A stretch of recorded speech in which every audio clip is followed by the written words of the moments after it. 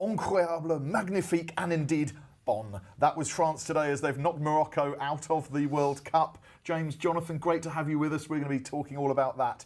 An absolutely stunning French performance. They won 2-0. Let's get straight into it.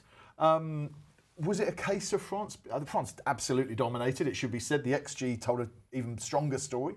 3.05 for France, Morocco barely 0.14. Jonathan, France are that good? Yes. Okay, great. James, Morocco. Were Morocco worse than we expected?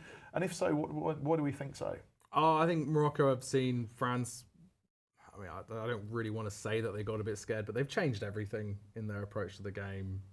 We didn't see the Morocco that we've seen at the tournament so far. I mean, understandable. France are an absolute machine. They are terrifying, but it hasn't worked out for them. And is that, Jonathan, we think Saibari massive out, missing 2 centre-halves as well being out, that the tactical changes made seem to make them even worse than the lack of personnel?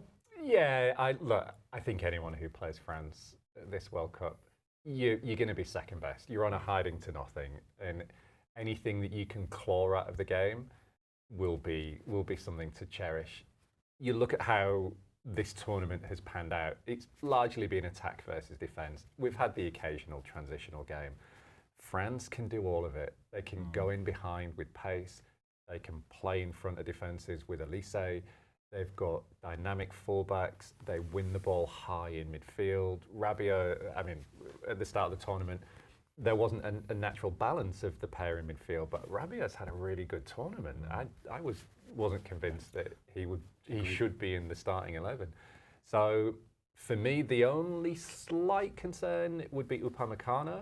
I think Saliba is top class. I think Upamecano has shown a few times that he's just about got away with it. Nearly put it in his own net at one point did. as well, just at 2-0, and you thought, oh, there's no chance into this game, and then you're reminded that football can be a funny game, and there's just a moment where he's nearly spooned it into his own top corner, which was remarkable. And then you've got Didier Deschamps, who is as composed a coach on the touchline as you could wish for. And then, so I was watching the game and I was thinking, okay, maybe Dembele's not in great form in that first half. Elise has been marked out of the game. And then you look at the bench, like, well, they could just directly replace. They could just bring Barkler on and just say, keep the same formation, bring on a different personnel. Or you could bring on Mateta and change the structure. You could bring on Shirky, do something completely different. I just don't see how anybody is going to beat them in a normal 90-minute game of football.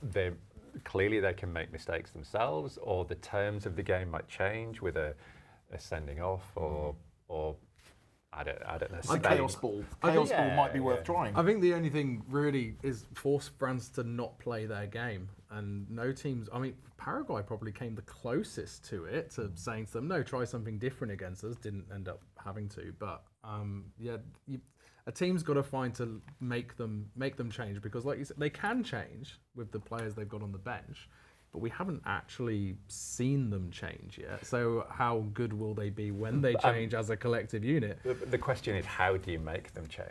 Because as a defence, you can't push up because you're going to get torched behind. So you have to drop deep, which creates space between the defence and the midfield, and the midfield and the forward line. So it has to, like, maybe a first choice Norway. I mean, they lost in the group phase, but maybe a first choice Norway getting it to Haaland quickly. And, but he'll have Saliba on his back. So it's possession game might unsettle them if you can get those forwards running more off the ball than on the ball.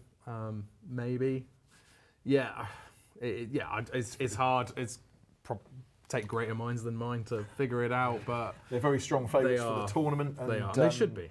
And should be, so it's up to the others to try something different to reach. Mbappe has got something this World Cup, hasn't he? I mean, he's been a great player for a long time, but clearly he hasn't had the best of times at Real Madrid, and Madridistas are questioning his value to the team as that figurehead. But every game there's been 2 or 3 moments where it's like he's just flicked a switch. And his footwork and speed and drive.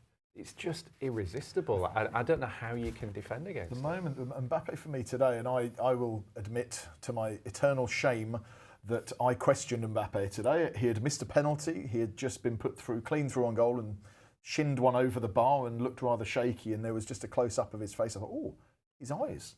He doesn't look in abs. And then about 60 seconds after that, he's just curled one in the top corner around a defender. And you go, oh, no, he's fine. Yeah. He's still just a phenomenal footballer. And they're all human. You know, Messi missed the penalty the other day. Messi missed a one-on-one the other day. I think Mbappe was there thinking, oh, people are saying that Messi's not on his own as the top of the golden boot because he keeps missing penalties, so I'll do one.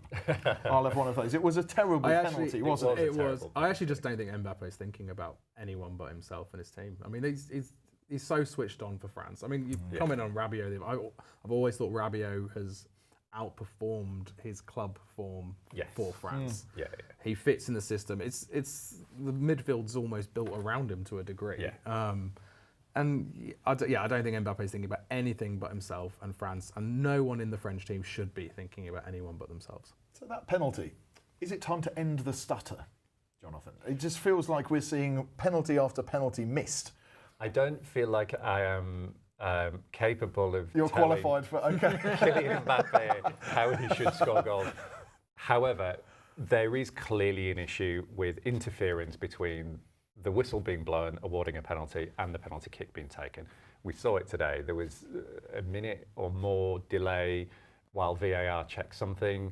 We didn't get clear replays from the host broadcaster. Didn't see any replays. No, it was quite obviously a foul. There was no chance of an offside. So presumably something happened in the build-up that forced the video assistant referee to take so long. And during that period of time, Morocco did their best to delay and make France have to react to what they were doing. That has to be eradicated at source. It's an immediate, once the whistle's blown for the penalty, everybody is out of the box apart from the goalkeeper and the penalty taker. Anybody in there, once the referee instructs them to leave, it should just be an immediate yellow card. You can't have, I mean, what Morocco did today was piecemeal compared to what Paraguay did, but it all needs to be stamped out as quickly as possible. When we talk about that, so Paraguay were really roughing up that penalty spot. They were getting their studs on the line. It's supposed to be a straight yellow. Which is supposed to be a yellow card. There are laws in place, but I think you're right. It's not being enforced. It has to be very, very clear. The other thing that we're now seeing is a new role in the game. We've got the chap that lies down behind a free kick. We've also got in modern football the person who goes and protects the penalty spot, which I think is Dembélé for the French side. He goes and he holds the ball and stands over the spot and sort of protects it while Mbappe goes and prepares himself. But it did seem like Mbappe, for all that preparation, just his head was not in that penalty whatsoever. No, I mean, it's just the nature of players who try and send the keeper the wrong way. If they don't send the keeper the wrong way, they look like mugs, don't they? No, but a word here about Bruno. We've spoken about this incredible goalkeeper. The numbers here speak for themselves. 9 penalties at a World Cup. 4 he saved, the Moroccan keeper. 3 have been missed, and only 2 out of 9 have been scored against him at a World Cup. James, I can't remember. Crazy. I can't remember a goalkeeper having anything like that record. That's stunning. Well, I mean, surely you have to reduce. Surely you reduce the XG on that. It's like if an XG of a penalty is normally 0.7 or 0.8, with him it's 0.2. Yeah, incredible goalkeeper. So let's just on Morocco though. They did feel like they were sort of sitting in and content for that, and then as soon as the first goal went in and they had to attack, it really was curtains. Good night, Vienna. And that's it. That also brought to an end the longest unbeaten record in world football, a word we like very much on this channel. 40 games they've gone. 40 games without being defeated, and France made it look all too easy. Yeah, I thought Achraf Hakimi had a disappointing game. In the first half, and going into the second half, he seemed to be at the end of anything creative. So he had that free kick that he tried to do, the Ronaldinho against David Seaman, which went over the bar. He had a direct free kick in the second half, which he didn't take very well as well. So sometimes it just happens that the player who you need the most doesn't deliver, or it just happens to go. He did seem shackled through the game in terms of the tactics and the setup. For sure. Yeah. But so if your most creative player is not able to play with freedom, yes. Yeah, it's going to lead to those elements sneaking into even dead balls. Yeah, we've seen it a lot with England. The amount of time Noni Madueke was the player who had to do something decisive and just didn't have the skill set or the form to deliver it. It was Hakimi today, I think. That's exactly right. Well, look, France do move on to the semi-finals.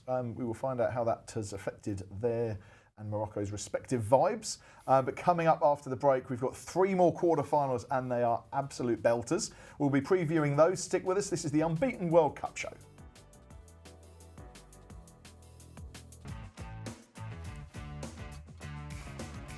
Welcome back to the Unbeaten World Cup Show. We are in the midst of the quarterfinals. There are 3 huge games still to come.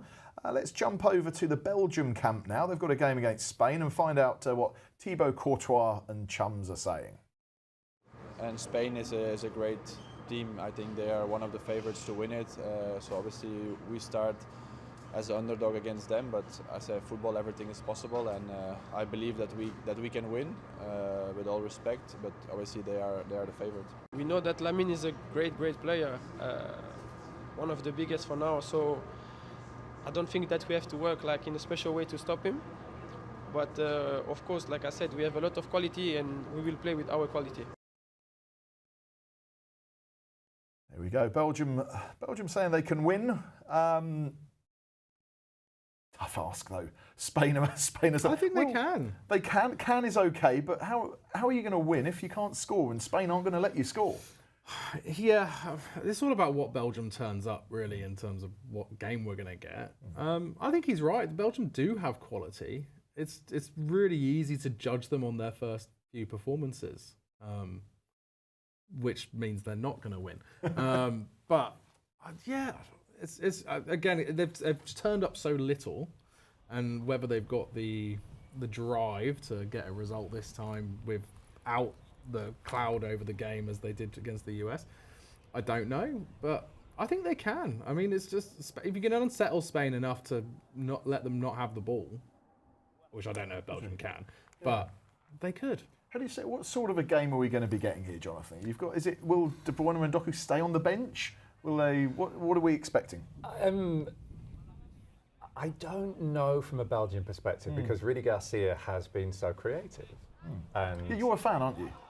He's impressed you. He impressed me against the USA in the round of 16. I thought he made some brave decisions. So if I could conceivably see 65, 70 minutes 0-0, and then almost you playing at a final 20-25 plus extra time.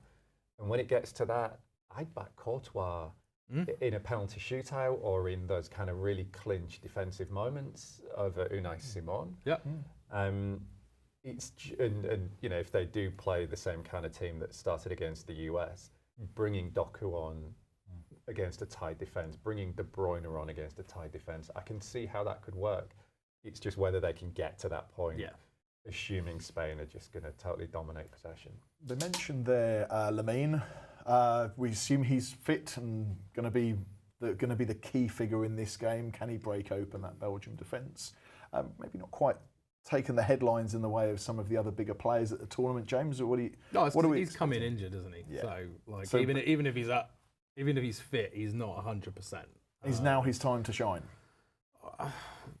I don't. It doesn't yet need to. To be honest, I actually kind of see the Spain side. The most dangerous guy is Oyarzabal, but because of the work the midfield and guys like Yamal do behind him, he's still the guy who's going to score more goals until the moment that Yamal has to step up and do it himself, if you will. He's a powerful target man. He's been very effective. I think Spain need to balance the left side.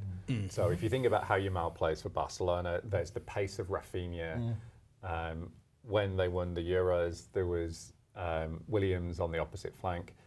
They're playing Baena and being a bit more Spain, 2006 to 2010, just keeping everything They're better in possession now than they were 2 years ago.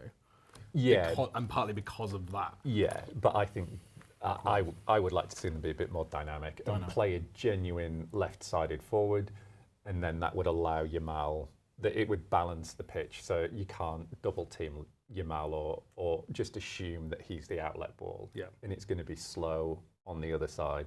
And I think that would give him a lot more freedom. Very good. Well, one country not struggling when it comes to target men or scoring is Norway. Let's jump over to their camp now. Hear from Martin Odegaard about the preview ahead of their big game with England. Yeah, it's about the whole team. You know, we have to be prepared. We have to analyze the opponent like we always do, and we have to have the belief in ourselves. I think we've showed the whole world that we're a good team, and as I said, in football anything is possible. And even though we're the underdogs again, let's see what happens, and let's prepare well, and let's keep enjoying our football and this moment together. So let's see. Every game lives their own life, and I don't think that any other team we have met so far in this World Cup has underestimated us. Every team do their analyzing, a lot of analyzing, so there's no secrets, I think, and that goes for this game as well. The old reverse baseball cap there. It's not a common look for a manager, is it? Especially at a World Cup. It shows, I think, perhaps a confidence, a relaxation, and Norway are really enjoying this World Cup, and we're enjoying them enjoying it too. There was reports this week of an illness in the Norway camp. There's words that perhaps Erling Haaland isn't fully fit, which of course would be a big threat, but is that just a bit of... is that wishful thinking from an English point of view, do we think? Look, you never know until the team sheets come out, do you? But it would obviously be great for England if Haaland and or Odegaard weren't 100%, because they are just so significant for that team. Define sickness. I mean, you know, I recall Gary Lineker being pretty sick in 1990 and with very dealing with graphic it on the consequences. pitch. Yeah. I don't think we're necessarily talking about that. But it's certainly there have been some reports that Norway had struggled with sickness. I think being that far out from a game, if it was just a bit of stomach ache or some maybe even light food poisoning or something, if it was anything more than that, we'd know about it. One thing though with Haaland, he has said that entirely, and it was mirrored with the comments there, the pressure is very firmly on England. I think we'd all agree with that. Completely. And how does that affect how each side goes into this game? I think it means that England will go in as tense and uptight as you can imagine, which is already pretty high to begin with. And Norway are just playing with house money right now. They've been the neutral's choice all World Cup. The fans have been the standout fans. Haaland only needs 2 touches to score 2 goals. So England could dominate if they wanted, and the longer it goes where they don't score and that stress level rises, it just only feeds into that sense that Haaland only needs one opportunity. Is this how, after the Mexico game though, which you talk about, some sides you talk about them having played their final already, the way that played out, while not going into the tournament, would England see around a 16 game as their final, but the way it panned out and all the talk around it, there's a sense that was their final, and therefore they're either done and they're going to be terrible, or the pressure's gone a little bit, potentially. And they could use it as a springboard, perhaps. Yeah. They've got a lot of winners in that England team who will use that experience to grow and to be stronger, rather than perhaps maybe a smaller nation with the greatest respect might well view that as, okay, job done, and we've got our win and we've sung Wonderwall, so we can go home now. I don't necessarily know that that's England. I would say also, I don't think Tuchel is that kind of guy. No, certainly not. They've got the best manager for that situation. He would not let them get away with it. Okay, best manager. Who is the best manager remaining? We were all very big on Ancelotti, of course we were. Who is the best manager left at this tournament? Is it Thomas Tuchel? Not yet. I mean, Didier Deschamps has won a World Cup. Yeah. Luis de la Fuente has taken a group of Spanish players from youth level to European champions. In recent club achievements, Tuchel's CV stands out, sure. It's pretty good. But on the international scene, then Deschamps clear above, De La Fuente bit behind. Maybe Tuchel's we'll zero. Maybe we'll re-ask that question in 2 weeks' time. The question over England is very much at the back. They have let in goals against almost everybody, apart from Ghana and Panama, who didn't attack at all. So that wasn't great shakes there. Holland, obviously, a huge threat. England, who is going to be right back, we don't know. This is what are they doing at the back? Gay might be out was as just gonna well. say, there are concerns over missing. Gay. Yeah, I mean, this is surely deep concerns for England. It is. I mean, John Stones is the easy one at centre back. Yeah. And so Conser moves right back, or do we assume Reece James might be fit, or we slide in Jed Spence for the 6th time and kind of just come back? They're Agent saying Jed Reece James is fit. Okay. I mean, Quenser's had his ban lifted to 2 games, which, considering the environment, seems a bit absurd. But makes no bearing on this game. Purely what comes after. Should it happen? Yeah, Gay, John Stones, unless John Stones just openly admits, in Man City training, he absolutely demolishes me every time, so don't play me. That's the easy one. And then they're saying Reece James is fit, but kind of like I said with Yamal, like if you enter the tournament not fit, or even injuries in the tournament, how fit is fit at that point? And he's going to need to be fit with Haaland running home. That Stones-Gay Man City relationship has to be an advantage, doesn't it? They must have greater knowledge of how to play Haaland, and not just as direct opponents, but how to stop the ball getting to him in the first place. And they will know his running patterns, because part of what makes Haaland so brilliant is he just doesn't look interested as the winger gets to the byline, and then bang, he's off. In the spot. You'd like to think that they know what that looks like. I did like Jed Spence's comment. He was asked by the press, have you ever seen a striker like Erling Haaland? And he just stone-faced said, yes, Harry Kane. It's wonderful. We have one more quarter-final, Argentina versus Switzerland. This is very intriguing. Argentina have not set this tournament alight, but have carried on. They've won their last 2 games 3-2, both of which were could have gone south for them. Switzerland, we don't really know, but here they are in their first quarter-final since 1954. Very intriguing. Jonathan, how do you see that one panning out? I've got no idea. Yeah, great. James, do you have any ideas? It all depends on how Switzerland approach the game. I mean, I think Argentina, you've seen every game they've approached the game exactly the same way. It's kind of like France, but not nearly as devastating. I think we've been shown how Argentina can be beaten. And if Switzerland apply those learnings of the last 2 games, which are to run at them, attack them, but then defend for your lives when they do have the ball, they'll be all right. And to finals, like I feel the least capable of really appraising. Yep. I've watched a lot of Argentina, and I can't make head and tail of them. Like during the group phase, they just felt in complete control, and the way they were using Messi, the way McAllister was so effective as a destructive force in midfield. The defence looked watertight, and then training pitch in terms of it just looks so easy, everything, the combinations and all that working. Now I'm probably using that same analogy, but as a negative, they look like they're still on the training pitch and not necessarily mixing things up in trying to win games with absolute gusto. I think part of the concern is during qualifying, it was Lautaro Martinez's team.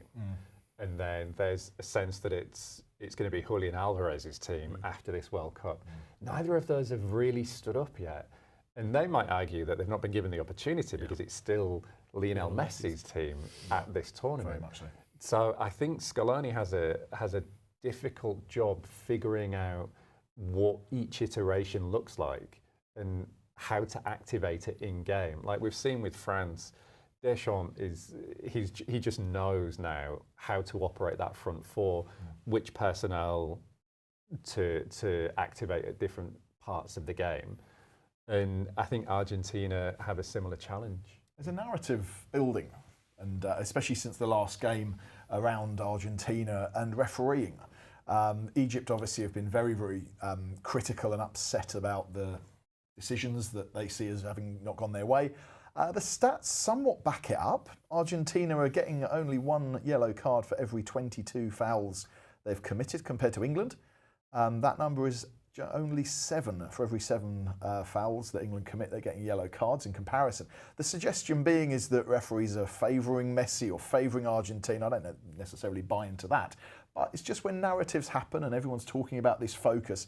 How do referees? It wouldn't surprise me if in this game, as tackles start raining in, that the referees are slightly more likely, and they certainly couldn't have shown Argentina any fewer cards than they did in the last game where they got 0, and they were pretty brutal against Egypt. Tagliafico, Romero, some of those challenges were were very, very strong, usually yellow cards. Do Who you could sort of see imagine that? Cristian Ronaldo Having discipline issues, going in tough on the field. Yes, I just wonder whether the ref's going to sort of balance that out a little bit. Wouldn't surprise me. I think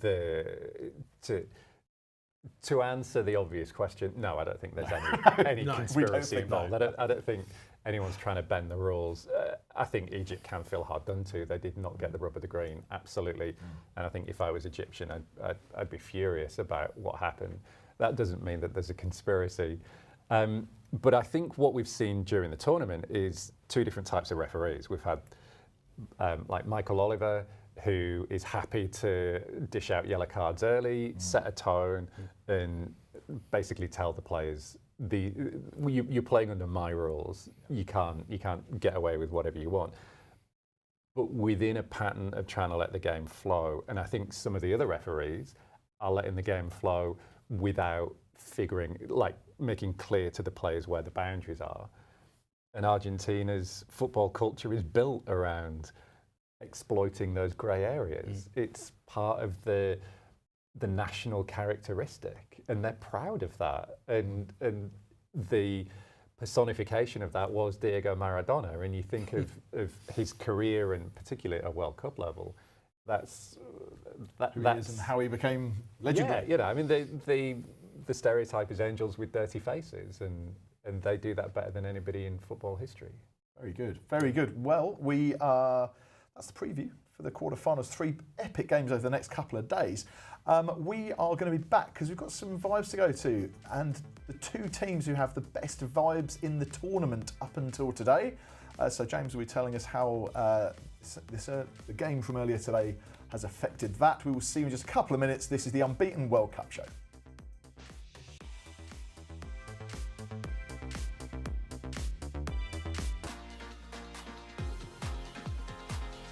Back to the Unbeaten World Cup Show. Earlier today it was France 2, Morocco 0, with goals from Mbappe and Dembele. So Morocco go home. France are charging through to the semi-finals. Looks like no one can stop them. How's that affected the vibes of both teams for us, James? Let's get the vibes. It should be a short and sharp, I would have thought, vibes board today. And it's difficult to see how France could have improved any more on their current spot in the top right.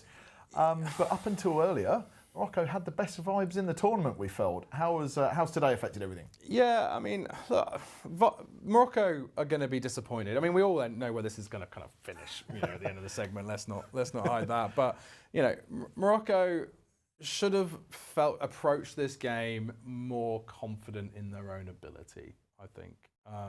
I'd have rather have seen them kind of go down playing the way that's got them that 40-game unbeaten streak, rather than changing things and going down in a different way. So for that, football drops because of that.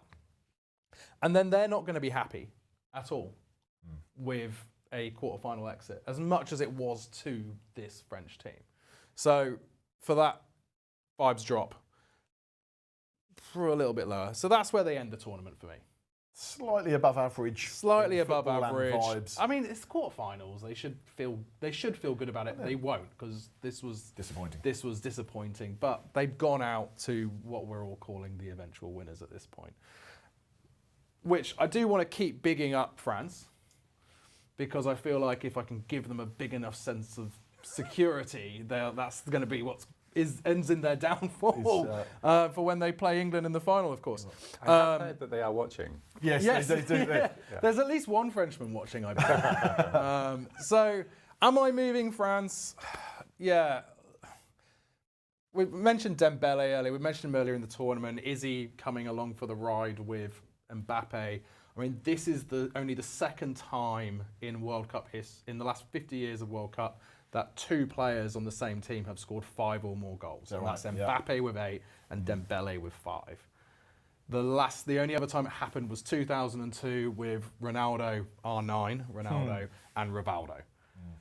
And we haven't even finished the tournament yet. There's still 2 more games to go, potentially.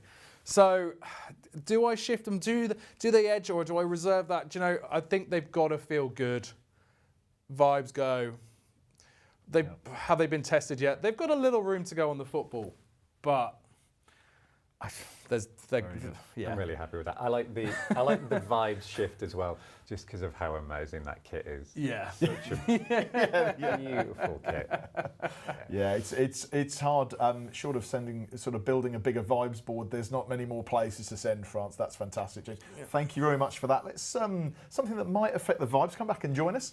Something that might just affect the vibes going into the next few games to keep an eye on is suspension watch. If a player gets a yellow card in the quarterfinals, they will miss the semi-finals if they already have a booking. And this will affect a couple of teams, and that's certainly, I think, England are worried there about Jude Bellingham, is the player, and the suggestion there that if England do progress, is that something that teams can even think about? How do you approach that concern with a yellow card? Do you have to? You don't want to be withdrawing from challenges. Is that going to be in teams, players' minds, coaches' minds at all, Jonathan? I think from a coach's perspective, it's something that they will address once the result is taken care of. So Deschamps brought Kone off today once France were 2-0 up, and he didn't need to worry about what was going to happen afterwards. Bellingham is a really interesting choice. Of all the players left in the tournament, he is the one that just feels like he can't resist leaving a foot in, making a statement, trying to assert his force of will onto a contest. So I think if England aren't having their own way, I think he is a bit of a risk. But as like I say, as we saw today, I think he would be the first substitution if England do take an early lead. Yeah, I don't think you can think about it. You can't go into the game. You've got to put your best team, the team that's going to, or your squad in terms of your ideas later on, that you think's going to win that game. I think, I've heard substitutes referred to as finishers rather than substitutes in this tournament, which is an interesting way to put it, particularly with the 4 quarters. But you can't think about it. There's no point in worrying about a player not being in the final if you don't even get to the final. The only thing that it may play on the mind of is those silly tackles. Those, okay, we don't want Bellingham to be the guy sat deepest having to make that halfway line tackle to stop a one-on-one. Those blatant yellow cards. Those are the only. So that might shift a couple of tactical things, but you don't want to be telling the players beyond just the usual stuff of don't get a silly booking. I mean, the interesting thing about that, and I think that's a really good point to raise, is whether something like Odegaard is smart enough to run at Bellingham in transition, or know that it's Bellingham chasing him down in transition, and to know that he's not going to make that tackle. Yeah. England, so it isn't only Bellingham, they've got Rice, Gay and O'Reilly, so there's 4 key players there, especially in that sort of core part of the field, all on bookings. Other teams not quite so affected, but it will be interesting to see whether that isn't any impact on decision making, say perhaps with substitutions depending later on the game. But first of all, get the W. Make sure that that's successful. Coming up after the break, we've got loads of news for you. We've got a very special question as well from an unexpected source, where we'll be talking NFL football as well as the World Cup soccer. Stick with us on the Unbeaten World Cup Show.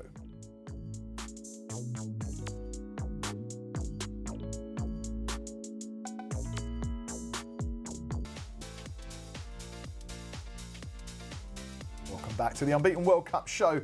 It's just a little over a week until the World Cup final. And we've had an addition to the lineup of the World Cup halftime show.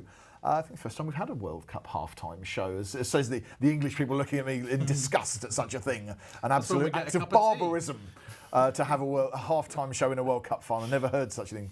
But Justin Bieber has been announced. That's a pretty good get. Very big, your favourite, I know that. We'll join Madonna. My favourite's BTS. And, of course, Shakira, because you couldn't possibly have a World Cup related event without Shakira, she'll outlive the tournament, I suspect. All of this is curated by Coldplay's Gone to more Chris World Martin. Cups than Italy in the last 20 years. That's right, very good. How do we feel about the World Cup halftime show? The excitement Stinks! It's an absolute turkey. Football does not have halftime shows. Okay. It's FIFA. Get out of my sport. You are systematically unstitching what's good about it. It's a football game. It's not a spectacle showpiece Well, Super viewing Bowl. figures and the commercial aspects kind of disagree Well, with you, they can- but I agree with They you. can get in the bin. It's not for them. I mean, it's why does it have to be half a time? billion football fans around the world. Can't it be pre? Can't it be before it? Sure, go for it. And then, we can just not have to turn the TV on or turn up to the stadium until the football actually starts. Why does it need to be in the middle? Why does it have to make half-time longer, therefore changing the game and the potential what happens afterwards? Yeah. How much money is too much? Like, how much more do they need? Well, I presume they're paying all of these people quite a lot of money. It's kind of costing them a bit. But they're doing it as an investment because they will get the return from advertisers. So that ad revenue. And it adds will the be- showbiz factor for the Again, American audience. I don't want to belittle the American, because I think American football fans don't care for it. I'm happy They're to trying to attract. belittle the American audience. Oh, wow. If we They're are attracting those YouTube viewers after the fact and Yeah. the clips and because football needs more fans. yeah. It's Well, like there are enough fans around the world to support the game. There is enough money generated by the World Cup not to have to manipulate the very fabric of what the football match is. Yeah, It's absolutely disgusting. There you go. My take, for in the interest of balance, is that a World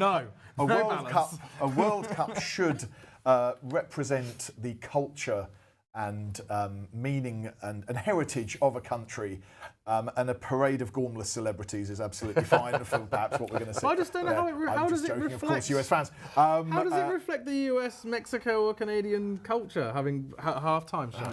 Why is it a half-time? Stick it anywhere else. Witless singers tumbling around on a football field. Anyway, Have a there we go. concert after the fact, like in Formula One. I suspect these three middle-aged Englishmen aren't necessarily representative of the global view, but we are perhaps right. We are correct, because this is the voice that you need to hear.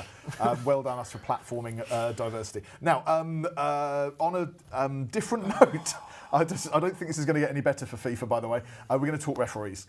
Pierluigi Collina, who I have to commend, we have commended on this show for some of the changes that he's brought in as the head of the refs. In this tournament, I think a lot of the time-wasting stuff has had a positive impact in the football we've seen throughout the tournament. He's reacted to the Egyptian FA. Egypt FA there have asked FIFA to actually kick out the refs from the Argentina. They've taken this result very badly. As we said before, they're understandable that they would be aggrieved perhaps against, whether it's be the decisions or perhaps the nature of how some of them occurred within that game.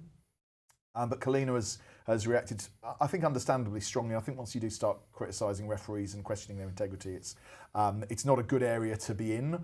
Collina certainly feels that. He says nobody can question the integrity of referees. They're not influenced by anybody, not even Infantino. He's saying unfounded allegations have no place in our sport. When this happens, it may promote reactions that lead to threats against them and their families. I think that's a very important point, well made. Yeah, I'm in complete agreement. I mean, referees are fallible. I don't think that there are grand conspiracies afoot. The problem that Collina has and referees have is the laws of the game have been distorted by IFAB over a period of time. So refereeing the game is now so much more difficult. You think about the Egypt goal that was disallowed. The referee for 150 years would make an on-field call as to whether Lisandro Martinez had his boot, was foul. And as soon as you introduce the VAR gets to re-referee an incident in the lead-up to a goal, you then get so many grey areas. What is the lead into a goal? Where does one phase become another phase? Do you use slow-motion replays? So the referee becomes in an almost untenable position because they know that whatever decision they make is going to get second-guessed anyway. The slow-mo replays is an interesting one because now I'm not saying the Premier League get this all right at all in the slightest, but it's interesting because in FIFA and a lot of other competitions around the world, they watch the slow motion first and then watch it in live real time. In the Premier League, they always have to watch it in real time first and then slow motion. Does that colour the fact that that's a talking point suggests that which order you watch it in does colour it. But I mean, I totally agree. Look, the referees aren't being influenced by Infantino. is Infantino influenced by executing Article 27? Different matter. That's not the referees. I think the referees have done a really good job in this tournament.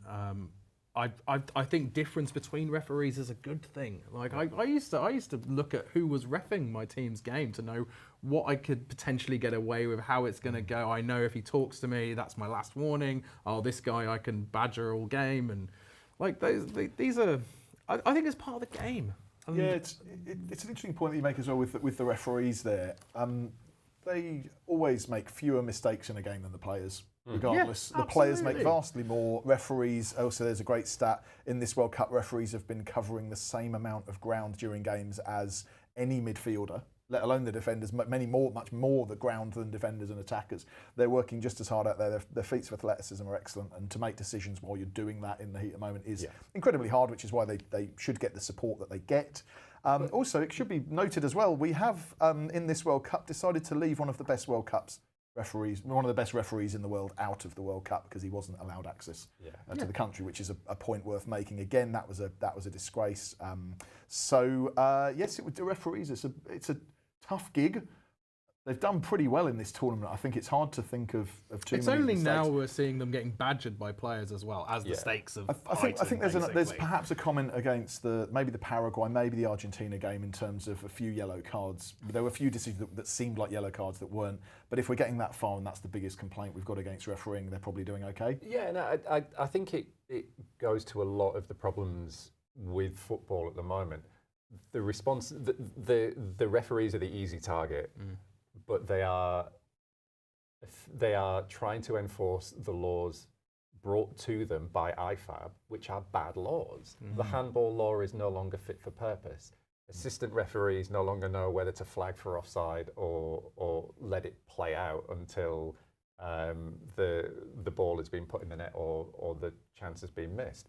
The Lisandro Martinez foul again, that could have been given a foul in an era before VAR because the referee wants to let the game go and then knows that if there's a reason for it to be called back, it can be called back. But in that moment, he can let the game flow. So, yeah, it's football is a simple game. It's a really simple game. I feel like they're trying to be all things to all people. I don't think they have to be all things to all people. They're already all things for a lot of people. A lot of people in the world. Yes, there's probably the two most populous countries probably aren't as invested in it as FIFA would like, but there's just no need to change. As I say, there's nothing wrong with a bit of variance, knowing who your referee is, how they referee games.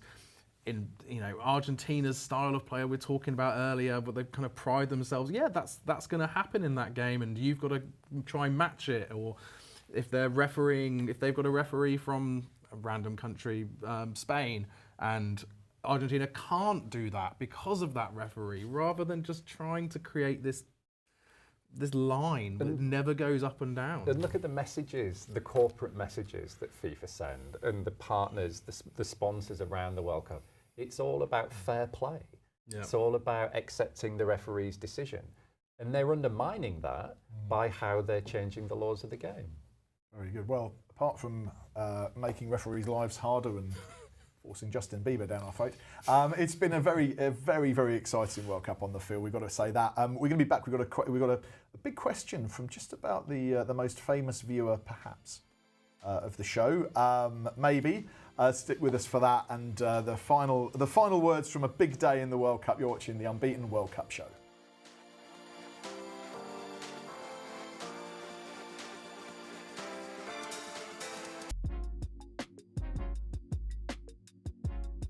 Welcome back to the Unbeaten World Cup Show. Coming up this weekend, big weekend on Unbeaten. We've got more intense tennis, rips against Fortune and Smash v Freeze. They've been really good. That tournament's heating up. The finals are not far away. Starting tomorrow, we have the magnificent Tour of Shanghai, which may be the most aesthetically beautiful thing we have on the channel. Big shout, but it's a fantastic cycling event. TCR Rally from Portugal. And on Saturday night, 9 p.m. Eastern, we are replaying in full Only Wrestlers 8 Independence Rumble.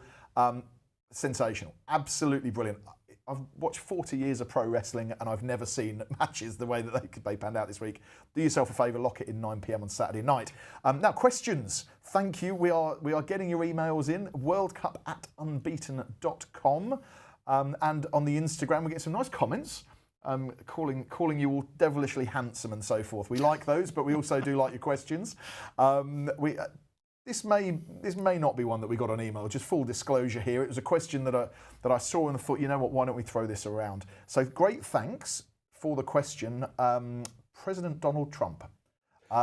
Who has said, I don't think he sent this direct to the show, to be clear. We know that obviously Travis Kelce and Taylor Swift, big fans of the show, and Donald Trump loves his television. If you are watching President, please, I hope you're enjoying, particularly the stuff about Justin Bieber. What was his question? We have to, I've lost myself. We have to find another name for the NFL. This, as in the World Cup football, is football. We call it soccer here in the USA, but it is really football. Controversial view for an American. It doesn't make sense that we call it soccer. So thank you, President Trump, for your question.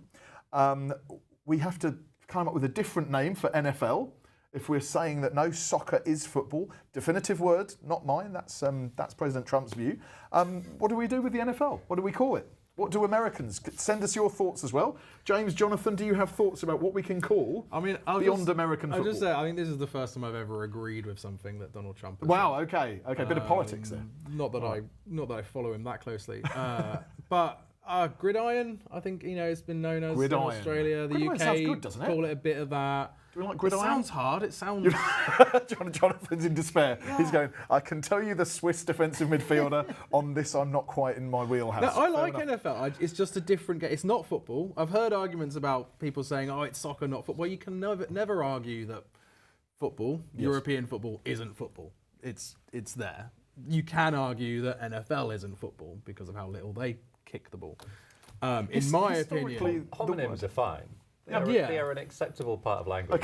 Okay. And soccer, it should be said, soccer is the British word for Oh yeah, we came up with it. So as Association football. That's exactly right. We came up with it as part of differentiating it from rugby, being rugby football. Very good. It's we made it up, but then we tried to take it back. There we go. Okay, so Mr. President, we think probably gridiron is where you want to land with that. But please, if you are in the US and you have strong feelings on this, again, I suspect a panel of English guys aren't the ones that are going to lead you on this. I really hope he does. But, that would be a wild thing to do. He would be doing himself a favour, as you all know. He does stay up late, I've heard. That's absolutely right. No, I think he'd be all about, especially the vibes board. He'd be a big fan of that, I'm sure, James. Fantastic. Okay, what else have we got? Actually, speaking of President Trump, was this week saying that he'd played golf with Harry Kane. I think Kane is a great player. I played golf with him. I like him a lot. He's a good golfer too. And if there's one thing Trump knows, it's certainly golf. Goes good player. Kane is somebody who we know is a decent golfer. He's also in the past said that he quite fancies a spot of NFL. So that he fancies himself certainly as a kicker. There's a future there perhaps for him? There is a perception within English football that being a goal kicker, what do they call it in punter? Punter. Well, no, the field goal kickers. Oh, okay. Yeah, punter. Aren't they a punter? No, the punters kick the... Yeah. The punters kick it out of the hand and then the field goal kickers. It's not the same person? No. I feel we're exposing ourselves here as we're not quite on the solid ground of American football that we may have presented. The punting kick style is completely different to a soccer kick. Yeah. So the soccer kick is often kind of around the body, you swivel the hip. The punter has to kick pretty much That's why AFL players do quite well in the transition. Exactly. Because they do the straight. Yes, the Australian rules is a similar sort of kicking so perhaps. Around. Kane was also at the start of the tournament. I think we may have spoken about at the time at a baseball game where he threw the first pitch and did quite a good job of it and said he wouldn't mind a go in MLB. So Harry Kane, a big fan of... What we should do is just introduce him to every sport in the world and see how many he says, I could totally do that. Brilliant. It has been a great show today. Thank you very much, gentlemen. France, roll on. You've been watching the Unbeaten World Cup show. We will see you real soon.